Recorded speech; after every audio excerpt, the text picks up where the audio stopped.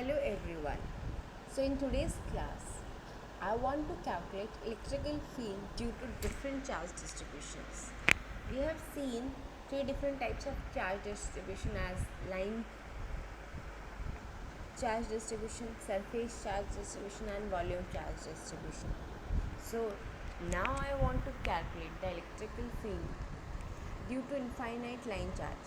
So I have an infinite line charge. That is simply meaning that there is a line charge of density rho L, which is measured in coulombs per meter, is located there. There is a line charge of density rho L, which is measured in coulombs per meter, located on very narrow or very thin wire like distribution, and this wire extends all the way from minus infinity to plus infinity. So this line charge extended all the way from minus infinity to positive infinity. I can locate any coordinate system to perform this particular calculation. So let me say I am going to use Cartesian coordinate system, and I am going to line up my z-axis along line charge. So z is a long line charge and I have two other axes out there for me, x and y.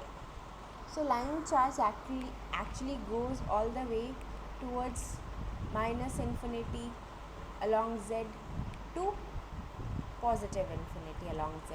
So it has no other x and y dimensions.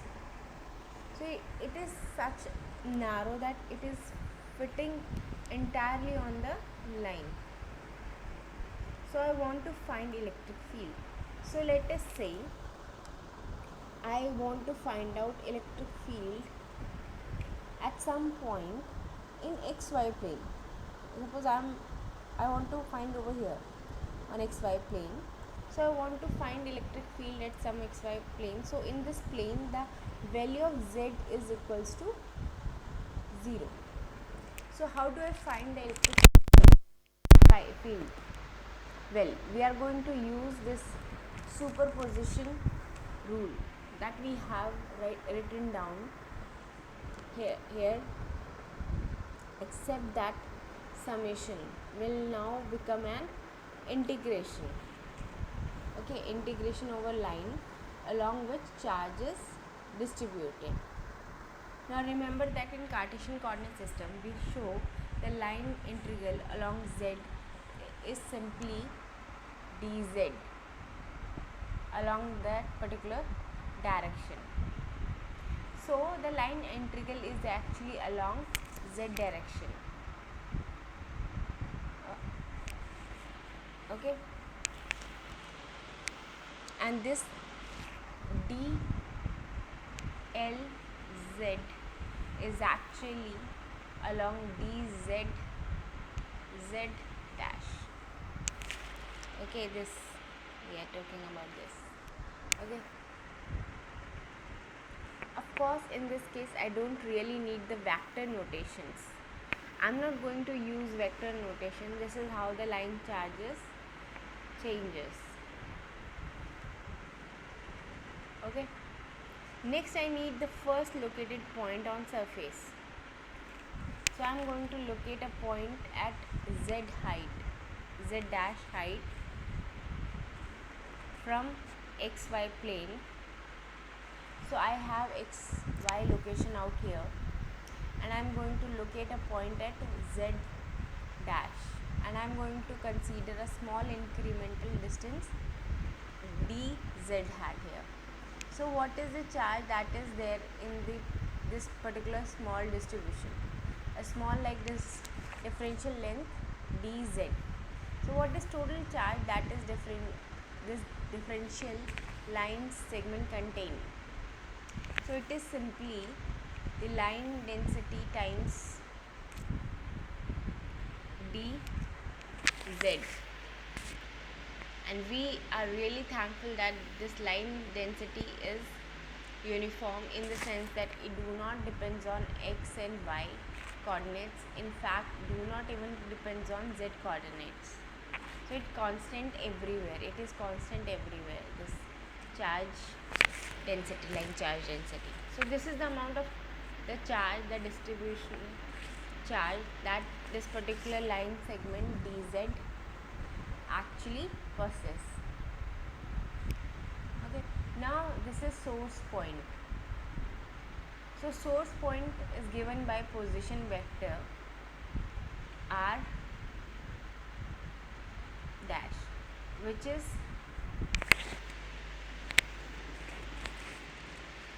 z dash, z direction of z axis. Correct. What about the field point? So this is source point. What is field point? Well, to get the field point, we have to find position vector at point x, y in z plane. So the field point is x, x hat plus y, y hat. There is no z component out there. So you can clearly find out what is r minus r dash. The vector will be x, x hat plus y, y hat minus z dash, z hat. So this r minus r dash vector, which is actually a vector that is directed from source to field. If I am just drawing it, so it's a vector from source to field. This is r minus r dash.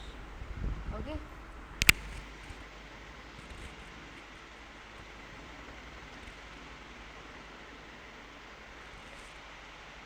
So from source to field point you have vector, which is this particular vector.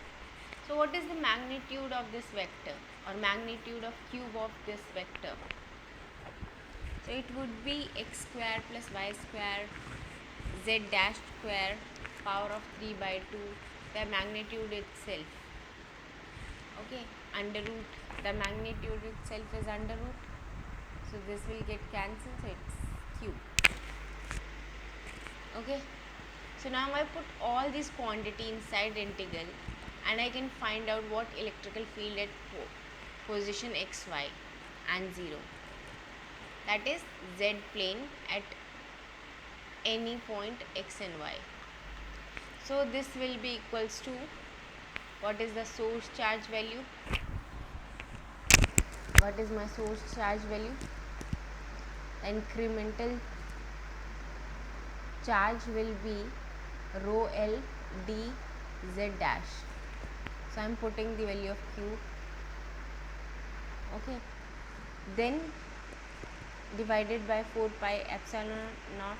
This is constant, nothing to do with this particular thing. Then I didn't state that, but I am assuming that this line charge is located in free space. So I am taking it epsilon naught, and this quantity is, I am replacing with this quantity, and this vectors minus I am replacing with this. Okay,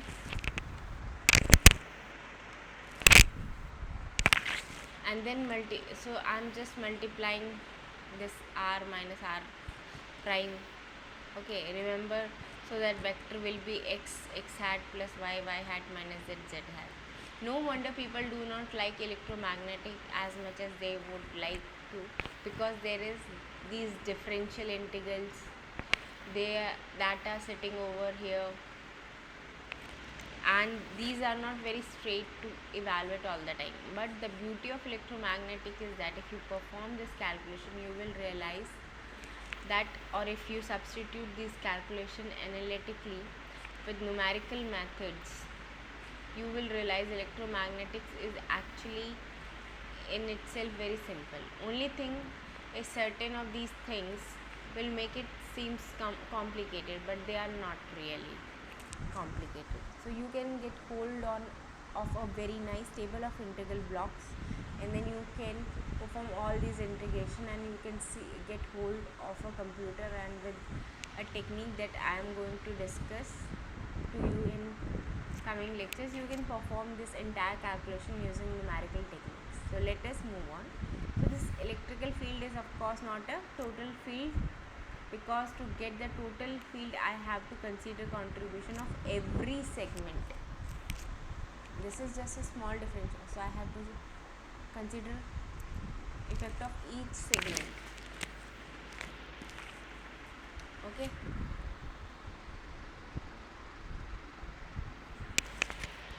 Each segment of line which is going all the way from minus infinity to positive infinity. In essence, what I am going to do is to integrate this whole thing, daunting looking integral, but we will see that this is not much as bad integral after all. The important point to note here is that I have some integral with respect to certain variable that is happening. There are certain variables in numerator, but there are factors in denominator which are all vectors. So we have not probably seen these types of integral in our earlier studies. We had integral in which the ingredient was simply a function, or whatever the integral value variable had, it had some function. The function could have some constant or something, that's alright. That inside ingredient was always some function, it was not vectors. Now the question is, what do I do with integrals when there are vectors? Thankfully, integral is a linear operation. So integral is a linear operation, which means that the three integrals which I showed up you in last slide can actually be broken up into three different integrals. So I can actually break up into three different integrals. I will call them as Ix plus Iy plus Iz dash, where Ix will be integral rho L by 4 pi epsilon naught is a constant. So I am going to take these out of integral over here. There is minus infinity to infinity. The integral variable is z dash, and there is x square plus y square plus z dash square to the power 3 by 2, and this is x hat, this is vector. Similarly, you can find out, or you can write down expression for Iy and Iz dash. Okay, I'm not going to do all those calculations. I'm just going to show you how to do one integral, and I'm hoping that you can use the knowledge that you have already studied in terms of integration and differentiation to obtain the value of other integrals. Okay, so you can have this particular integral can be solved, this integral. First of all, look at this z. Z is changing in a sense that physically what happening. I'm going from z is equals to minus infinity along z to positive infinity. Okay, z is equals to infinity. At each point as I move, what is happening to the direction of zx vector? The direction of x vector is still the same at every point.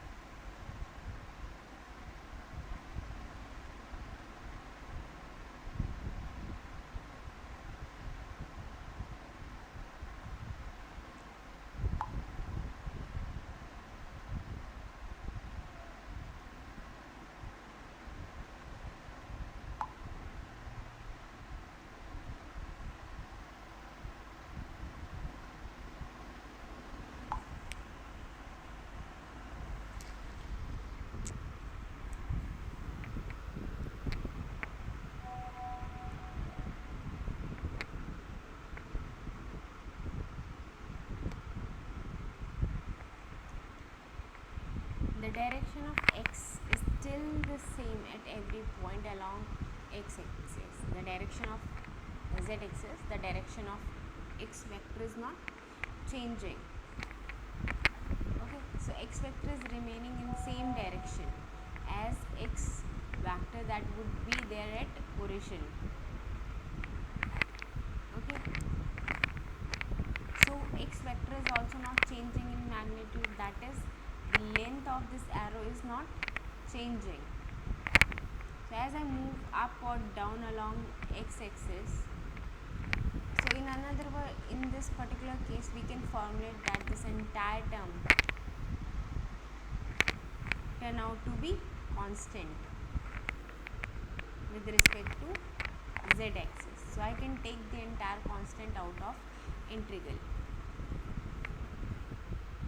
Now I will left out with something that would look like this. Here minus infinity to infinity, there is x d z hat divided by x square plus y square plus x dash square 3 by 2. Now using the well known technique of integration, I am going to write down this square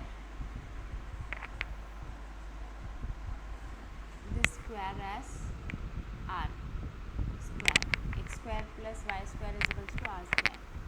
Okay, so this is constant because z is changing, not x and y are changing.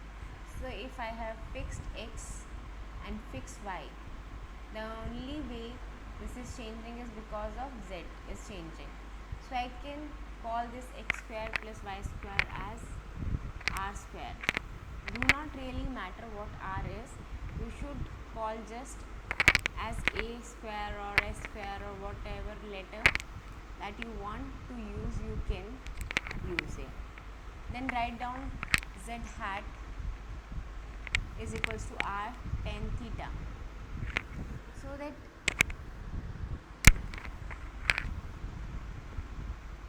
dz hat is equals to r secant 2 square theta d theta.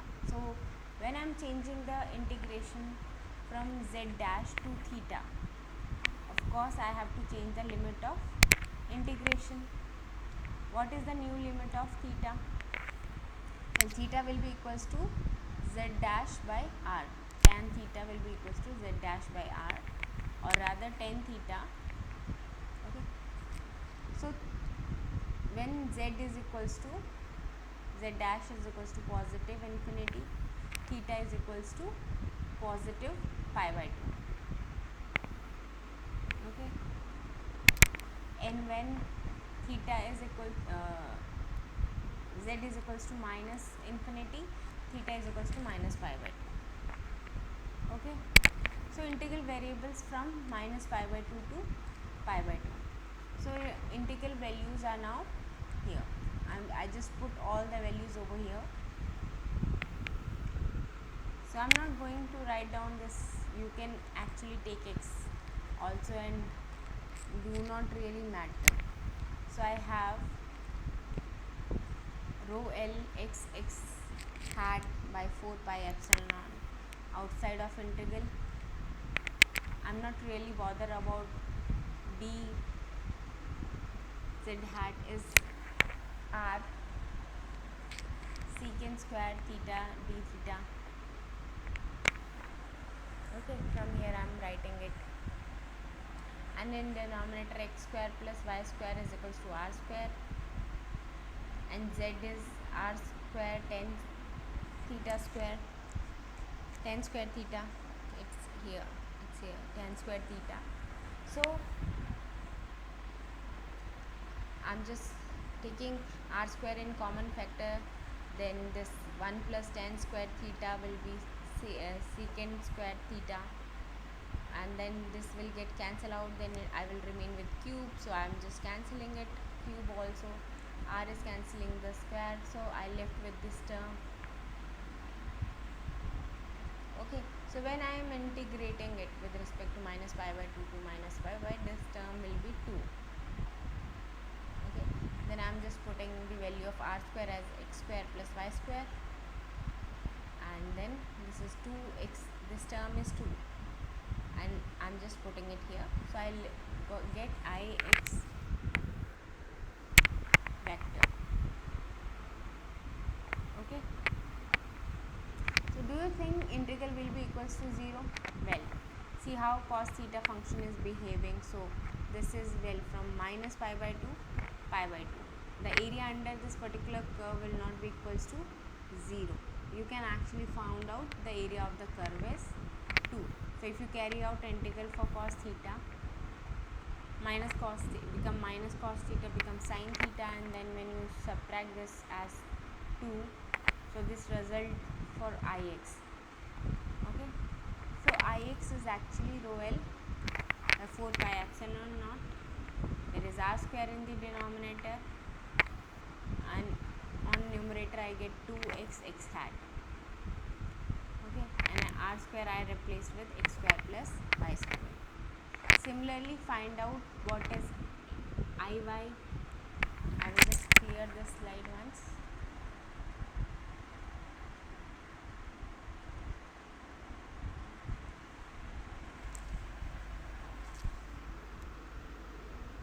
So Iy over y,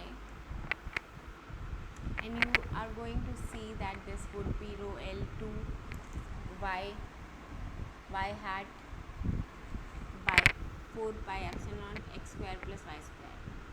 You can also show that Iz is equals to 0, and the total electric field at xy is given by rho L by 2 pi epsilon naught, then x hat plus y hat by x square plus y square. I'm just summing these all three together, and that is volts per meter. Do not forget to use volt per meter at the end, because this is what electrical field is measured in.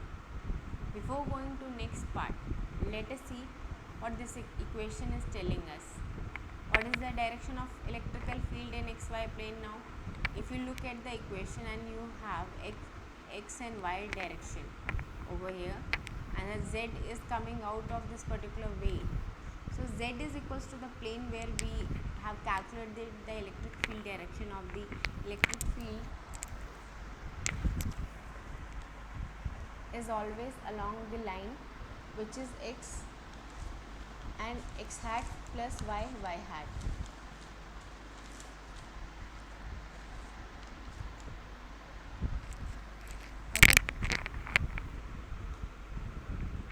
So if for example x is equals to 1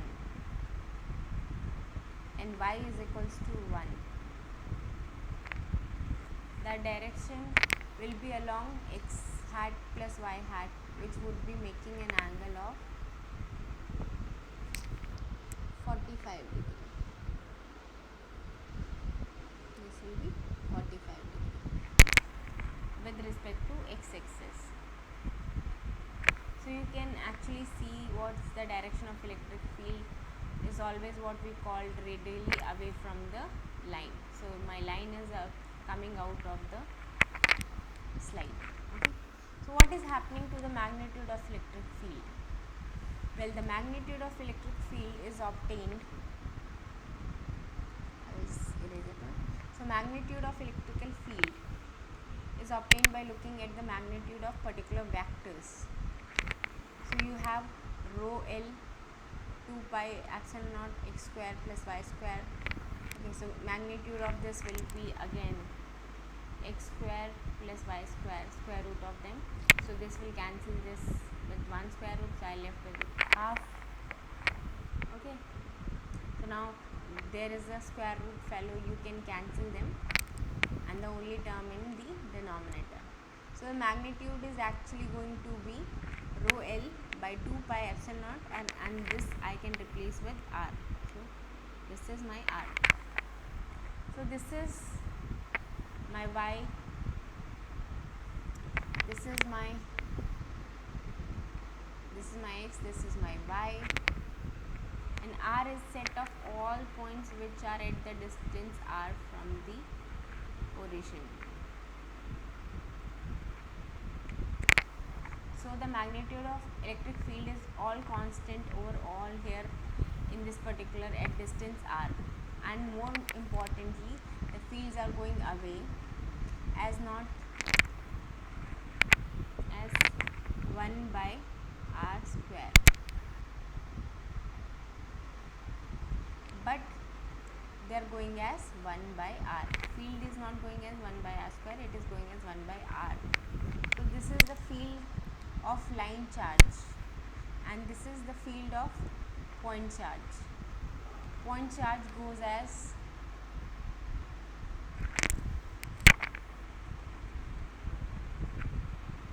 1 by r square,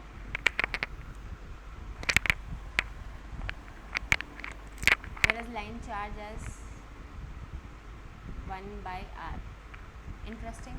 Why is line charge going as 1 by r? Well, what is happening, as if you have charge distributed over the line, you are looking at the charge line at a distance r from this one, so you have almost 90-degree field of view. If this is r, then your field view is approximately r. I will just redraw it. Suppose this is r, the field view is 90 degree. Okay.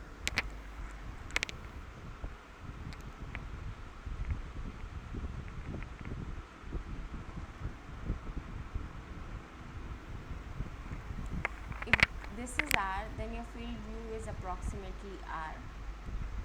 As you go away r, the field goes as 1 by r square, but the charge will multiply with r.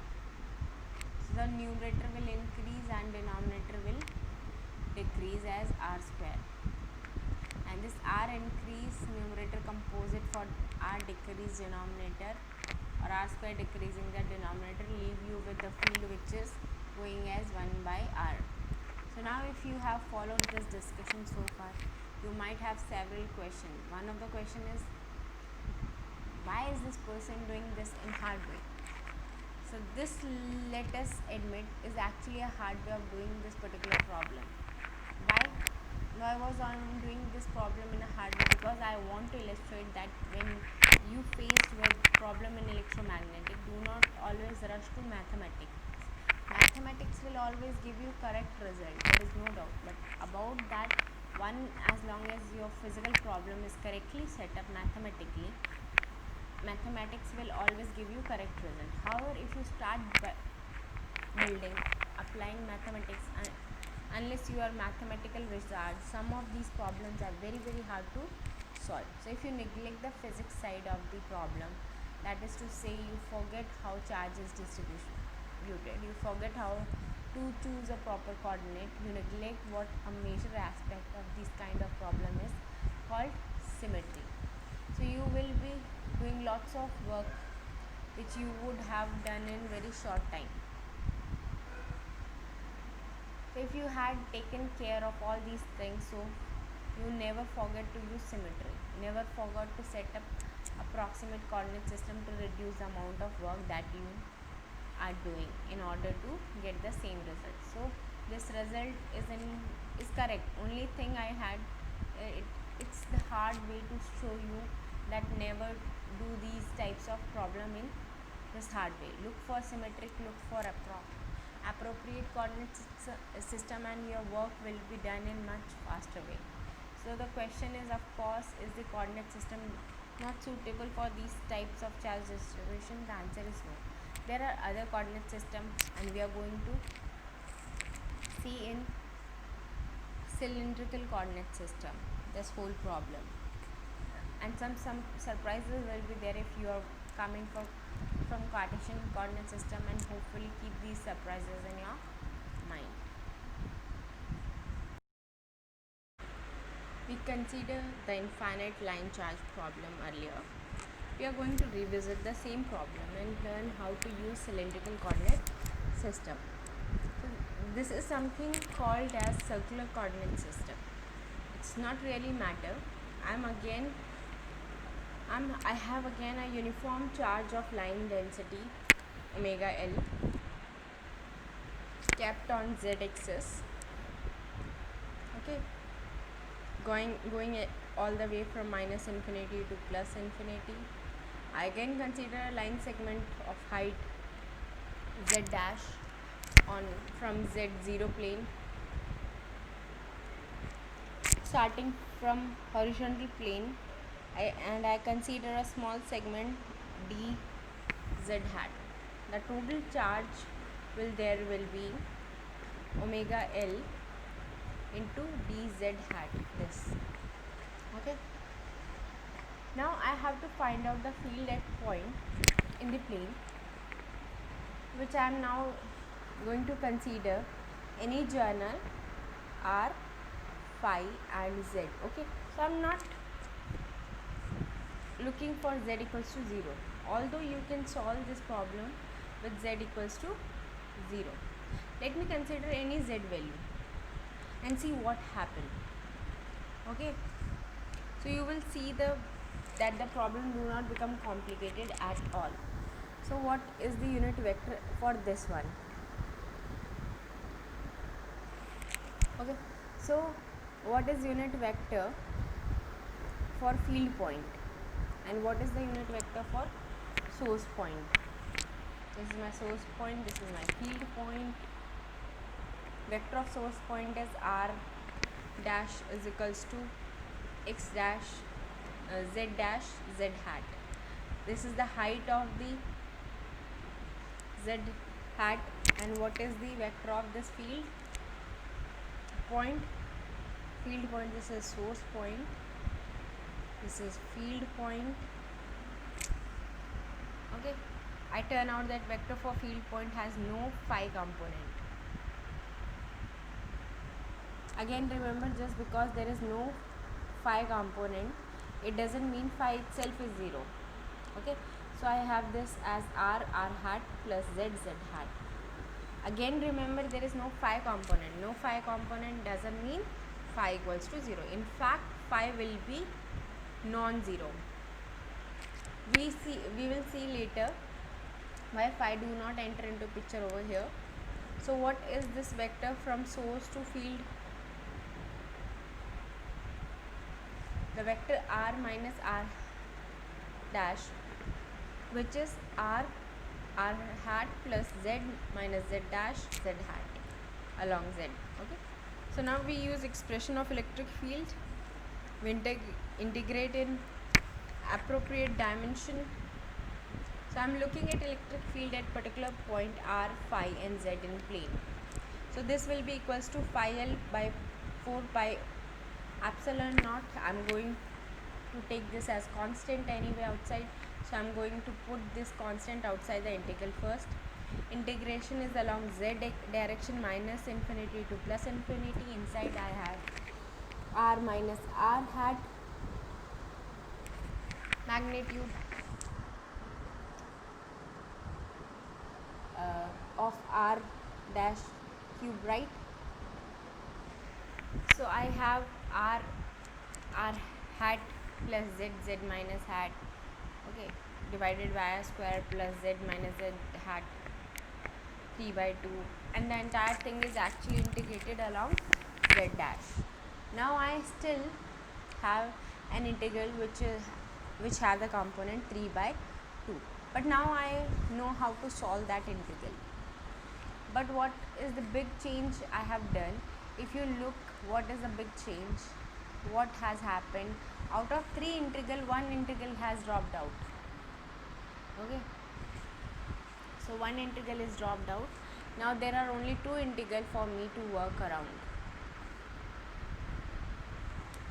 However, here I have to be careful a little bit. Again, the integral will be sum of integral of r and sum of integral of z, okay, because there is r inside the integral and z hat inside the integral. However, in this particular case, it turned out that any point on z axis, it might be r hat do not change or do not depend on z. As we have seen earlier, r direction is same. So z also do not depend on z. R doesn't depend on z, and z also doesn't depend upon z. We remember that r and phi depends on r hat and phi hat depends on phi, not z. They also do not depend on r, so in this case there is r. So r hat do not depend on z, therefore that also become a constant and can easily come out of integral. So when it comes out of integral, you can use the same idea that we developed in last class to solve for this integral, and you can basically show that this is integral. Okay, so this entire integral will turn out to be rho L by 2 pi epsilon naught r in the r direction. Okay, so the fields are in radial direction, radially outward if it is a positive line charge, radially inward if it is negative line charge density. Okay, so I have rho L by 2 pi epsilon naught r hat. There is no phi component, also integral of z component drop out. So this is electric field at r, phi and z. Dependent on z and independent of z, it depend on r, and they are only going away along r direction. Let give you a brief why this particular electric field has not come out the way it has come out. See, we have chosen a proper coordinate system, but we have not talked about is this symmetry of the problem. Symmetry is very important concept in electromagnetics. If you look at textbook that we are using for this course, electromagnetic engineering by Hayat, the way he solved this problem, the infinite line charge problem, is that he gave you the first statement of solution saying that in solving such problem you have to look for symmetry, because symmetry simplify calculations. There are two things that we have to do with which are paramount important. One is choosing the right coordinate system and then exploiting the symmetry. So if you choose right coordinate system in this case, instead of 3 integral, I am now down to 2 integrals. Okay, over here. And if I had actually exploited the principle of symmetry, I would not even have worried about z component. So let us see symmetry. What does it do? Symmetry also two kind of questions. It's first say at any particular point, which always electric field will be pointing, and then it will also ask you what variable, what coordinate system does the electric field depends on. So imagine that there is infinite line charge out here, and then you are at particular distance. Maybe you are in the horizontal plane like this. Okay, and you are at particular distance r, and you look around this charge, you move along phi direction. So imagine yourself moving along phi direction. The line charge is uniformly minus infinity, and the line charge basically do not have any dependence on phi component. So as you keep on moving along phi direction, you will not see any difference in the line charge. So line charge look the same no matter what value of phi you are in. Therefore there is clearly no way the electric field is going to depend on phi. So it doesn't matter if line is infinite long or if line is finite long, as long as line is symmetry with respect to phi axis or isometral direction, there will be no dependence on phi component. Similarly, an infinite line charge, we can move up and down. There will again be no z dependence, because you move up and you are going to see the same charge. You move down you are going to see the same charge. So you can move up and down, you are going to still see the same uniform line charge. Therefore there can't be any dependence on Z component. The only way you can have electric field magnitude decrease if you move away from the charge. Okay. So you have charge and you keep moving away from the charge, and you expect that as you move away from the charge there will be some drop in the magnitude of electric field. So that is why electric field is dependent on r coordinates only along the radial distance from the charge.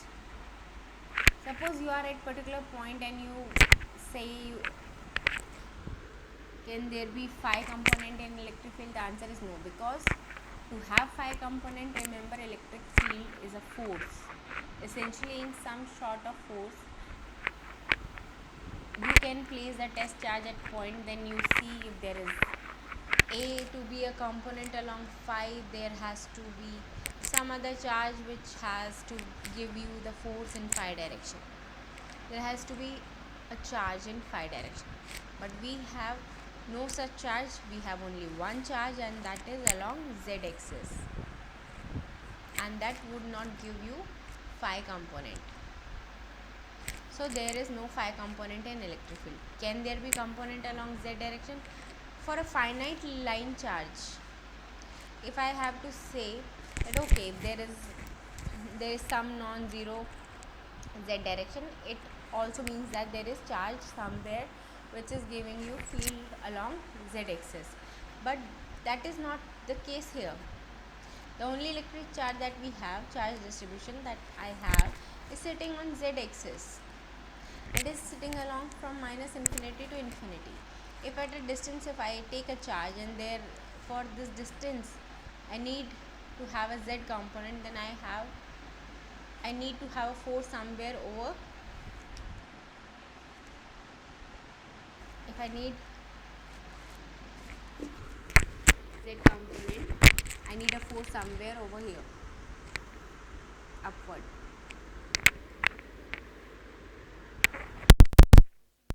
And test charge around this in this upward direction or in downward direction,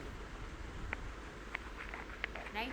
And if I have a negative component, so there is no z component, there is no phi component, there can only be r component. Because of r component, there is a charge here, and I will exert a force up there.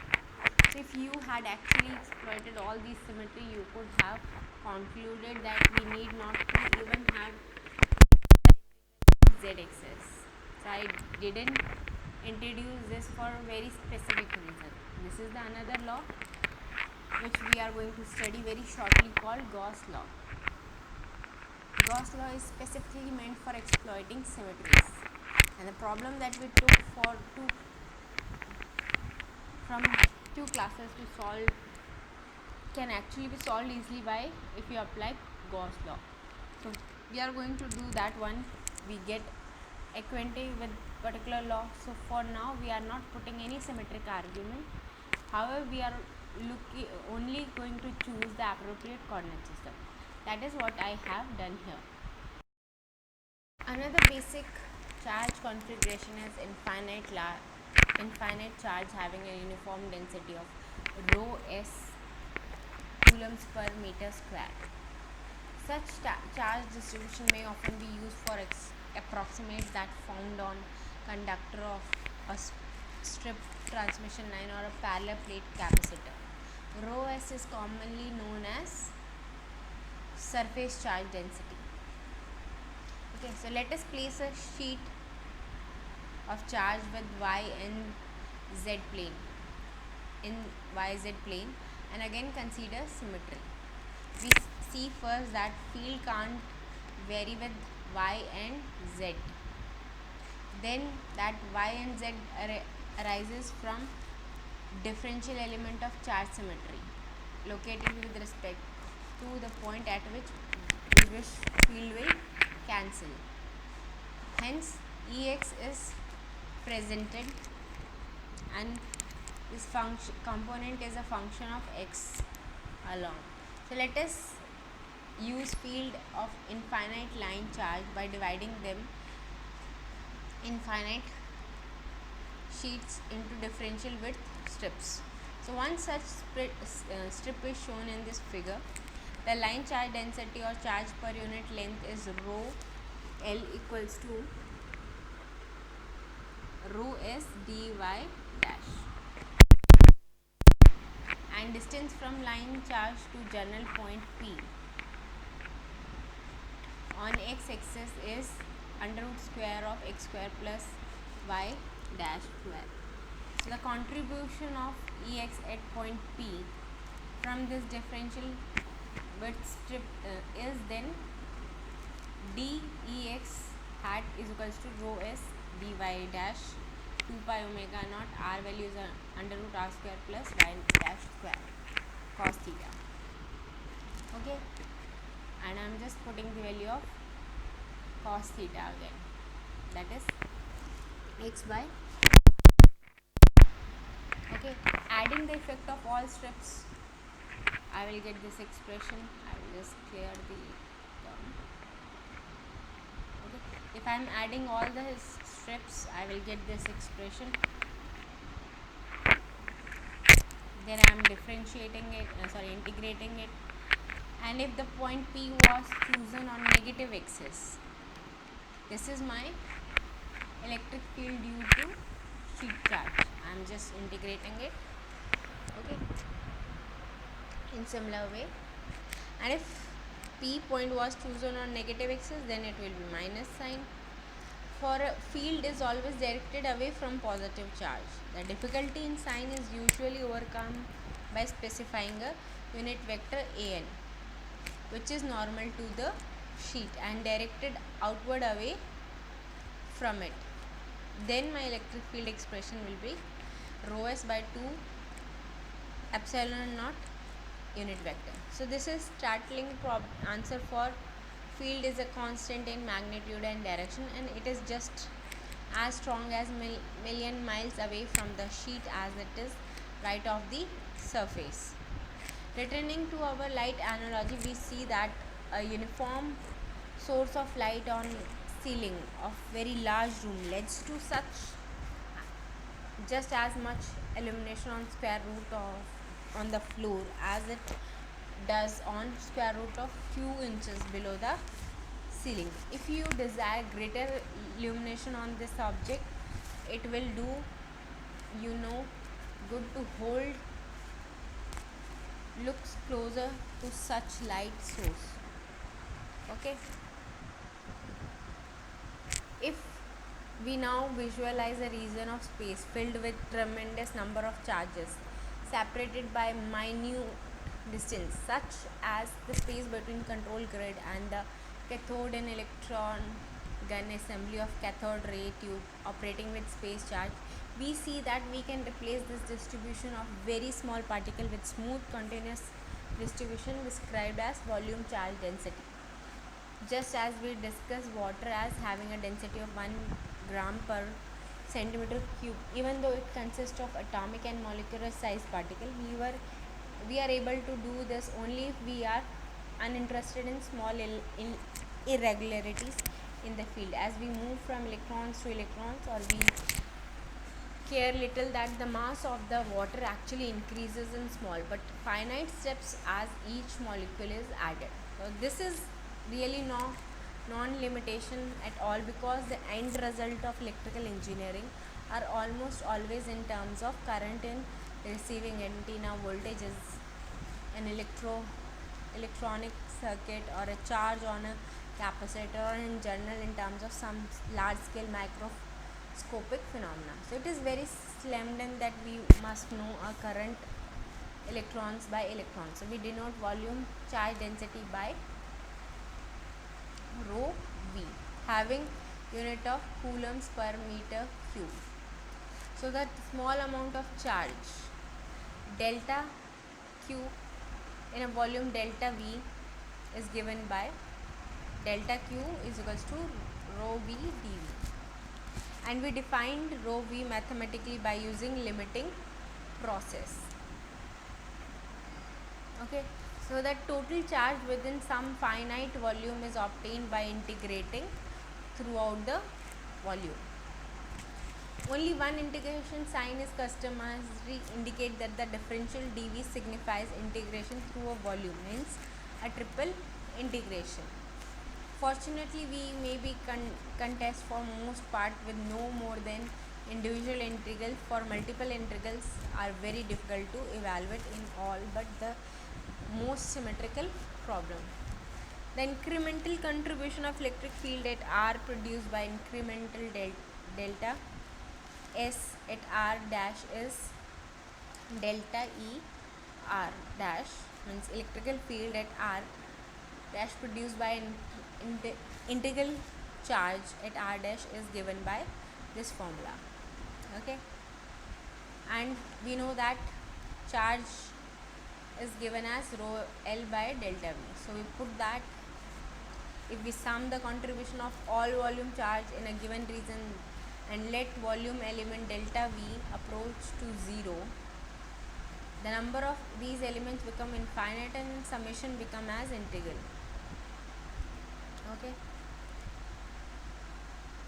this is again triple integral, and this signifies the various quantities under integral sign of equation might stand a little review. So vector R, from the origin locate the field point where E is being determined, while R from the origin locate field point where E being determined, while R dash extend from origin to the source point is R, this is R minus R dash, and the fraction is a unit vector directed from source point to field point. The variables of integrals are x hat, y hat and z hat in Cartesian coordinate system. Okay, so that's all for today's lecture. Thank you.